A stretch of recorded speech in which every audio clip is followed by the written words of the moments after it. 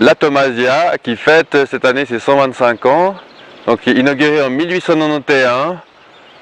À l'époque, c'était la commune de Bé qui était en plein essor touristique grâce à ses bains d'eau salée.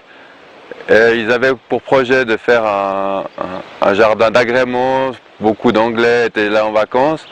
Donc ils ont construit ce jardin avec l'aide du professeur Wilczek qui était en chaire de botanique à l'université de Lausanne et qui lui a voulu présider à l'installation de ce jardin pour en faire tout de suite un jardin scientifique pour allier l'utile à l'agréable. Dès l'origine, le professeur Wilczek a voulu des plantes du monde entier, donc a été construite à peu près 70 rocailles individuelles et les plantes donc, qui ont été installées d'une manière selon leur origine géographique.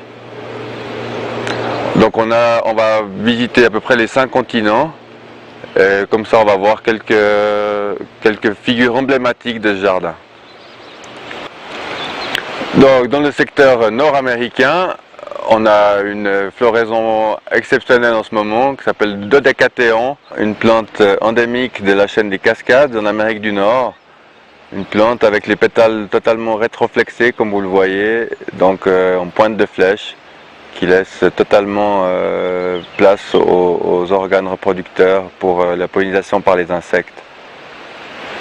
Ensuite, pour le secteur asiatique, alors ça c'est la star du jardin incontesté, des gens viennent de très loin, encore aujourd'hui certains visiteurs m'en parlaient, c'est le pavot bleu de l'Himalaya, Meconopsis betonicifolia, donc un pavot de grande taille, à 4 pétales bleu ciel, vraiment magnifique, paraît-il assez difficile à cultiver puisqu'il faut les pieds dans l'eau et la tête au soleil.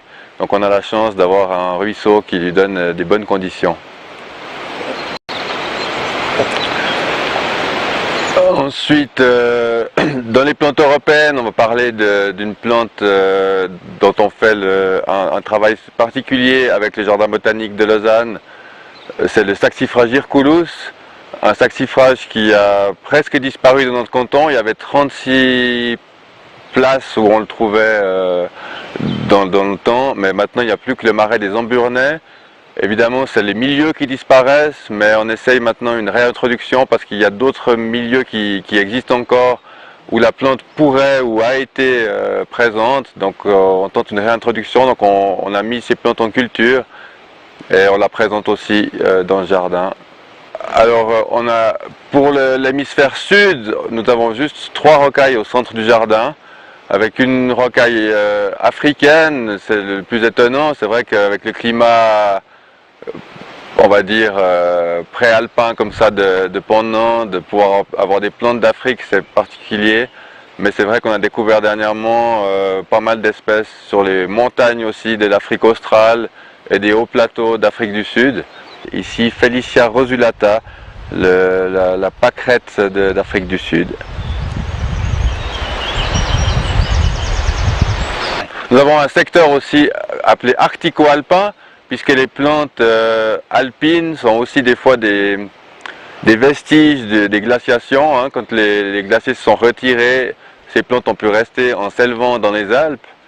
Nous avons particulièrement une plante très intéressante au niveau aussi médicinal qui a été redécouverte il n'y a pas longtemps, le Rhodiola rosea, famille des Crassulacées, qui est une plante aux propriétés adaptogènes qui a été redécouverte ces dernières années et qui est maintenant cultivée. C'est donc un peu le ginseng européen.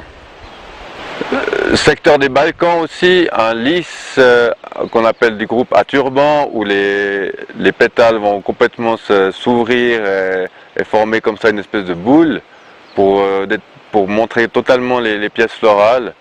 Lys de Bosnie, aussi magnifique floraison du moment.